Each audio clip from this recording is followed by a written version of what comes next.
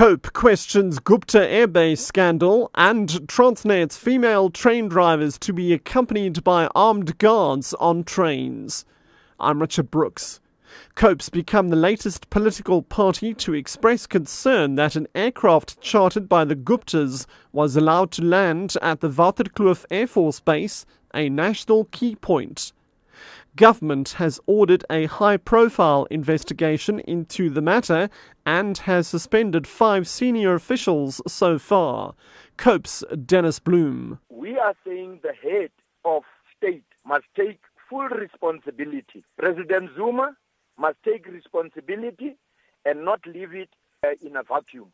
He is the head of state of the country. Members of Kusatu in the northwest have picketed inside the Sun City resort over alleged racism by some of the Gupta wedding guests. This followed a marathon meeting overnight with Sun International. The company said after the meeting it would never allow hotel guests at Sun City to dictate the race of the staff who serve them. Kusatu's Solly Petwe. After giving the workers feedback, workers decided that we must get into an action, and that action was to picket and demonstrate right inside the hotel, not outside the hotel on the street. And we did so from 5:30 until 7:30, up to the palace where the Gupta families were booked in.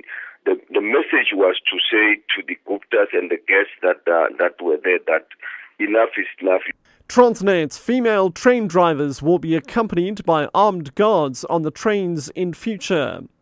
Transnet's CEO Brian Molefe has announced this outside the Makadal Magistrates Court in Limpopo, where a suspect was appearing for allegedly murdering and raping a female train driver last year.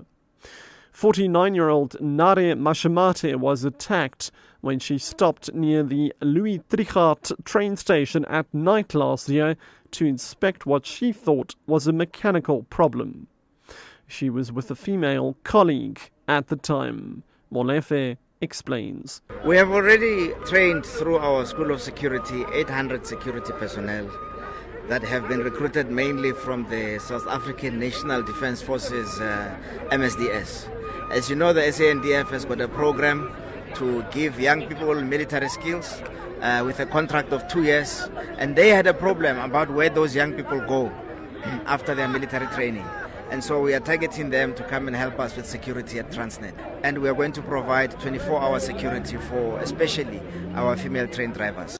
Scores of DA youth members have gathered in Joburg's Newtown precinct to elect their leadership for the next 3 years. The DA's Federal Youth Congress will also be discussing policies and adopt resolutions pertaining to the development of the youth. The youth will also be receiving input from the national leadership, particularly with regard to plans for next year's election. Busi Chibombe reports. Just under 100 young people dressed in blue T-shirts will choose the DA Youth's next leadership. Up for grabs are 4 positions being contested by 10 candidates. These are the youth leader, chairperson, media and publicity officer, and official for training and development. DA leaders Helen Ziller and Lindiwe Mazibuko will address the delegates.